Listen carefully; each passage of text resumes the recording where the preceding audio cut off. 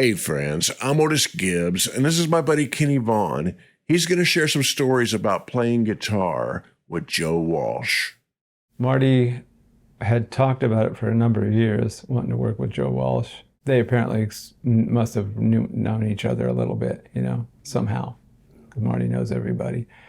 We rehearsed the day before the show and booked a rehearsal thing for all the artists we were backing up for the show, and he came in for his little segment, and he had a guy that set up his little amp and his pedals and his guitars, and then he arrived at the appointed time, and he appeared sort of like, a little rickety and disheveled, and but he was very nice. And once he put that guitar on, he walked around the room to every person and said, "This is how I want you to play this. This is exactly what I want you to do on this song." He knew exactly how to take, musicians he's never played with and school them on how to play each number correctly. And I thought I had my part down right, and it turned out that I wasn't quite doing it anything like what he did. And he quickly showed me how to do my part. I was like, okay, yeah. And he didn't really engage with me very much at all, and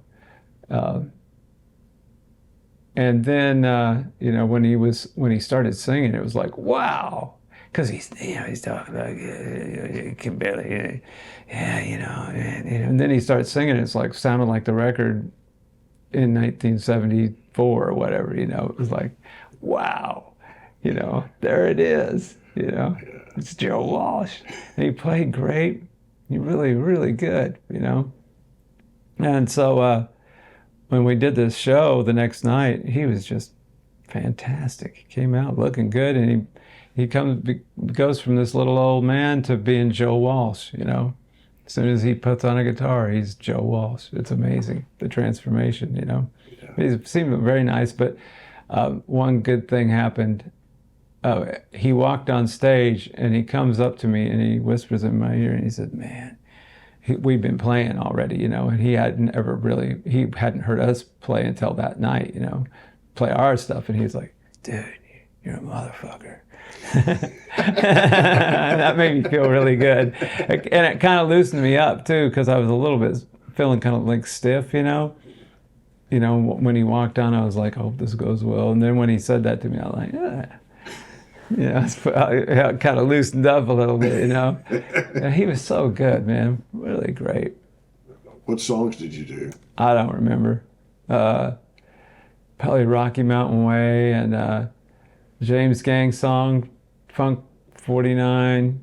I don't remember what else. Yeah, we were backing up a lot of people. So I had spent, the week trying to get everybody's stuff down, all the different parts, guitar parts, and sounds, and what guitar am I going to play on this, and just all that stuff. It's always a hectic week. I just used my Marty Stuart rig. He was playing with us, Yeah.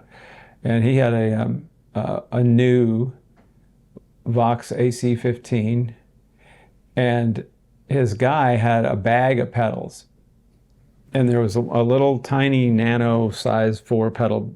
It held 4 pedals, and Joe kept switching them out at rehearsal, like, that's not right, and they're all like, they weren't fastened to the board at that time. They were just sitting there, and he'd say, "Yeah, that'll work," I say, "Okay," and I was just kind of watching him like, they weren't like particularly expensive pedals. They were like those tiny little things, the modern little mini pedals. Yeah. And they were very off the rack, go to any music store kind of stuff, nothing boutique or anything like that. I don't remember what he actually used that night, but he sounded great. Did you ever see him back in the day?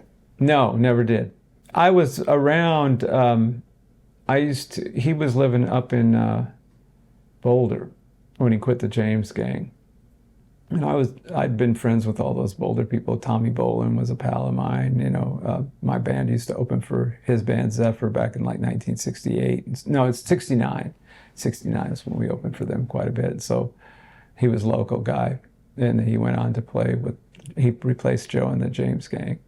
And Joe recommended that they get him That's how he got the gig.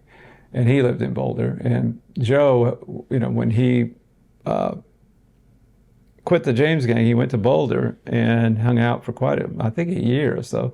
And I was just starting to do recording sessions.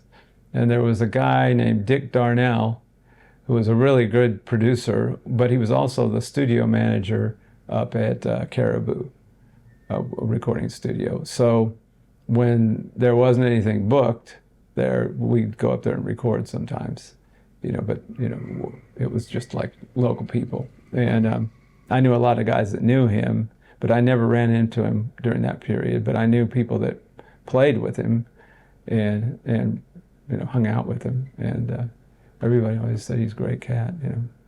What exactly was this gig where you said there were a lot of people? It was the Marty Stuart Late Night Jam. It happens every year, and there's many guests. And we often are the backup band for quite a few of the artists, you know. It was the 20th anniversary of the Late Night Jam. We've done 20 of them. It always sells out. It's always a big deal. It's the whatever they used to call, you know, Fanfare became Fan Fest, and now it's CMA Fest or something like that. I don't even know what it's called, but they have it every year. And our night is the Wednesday night of the first kind of big night of that whole thing. So it's always that same night every year, Wednesday of that week. Okay. Yeah. And Joe Walsh was one of the guests that night. Yes, he was. Okay. He was the guest, man. He was Joe Walsh. He was the man. And the place went nuts when he walked out on stage. It was great. He was really good, man.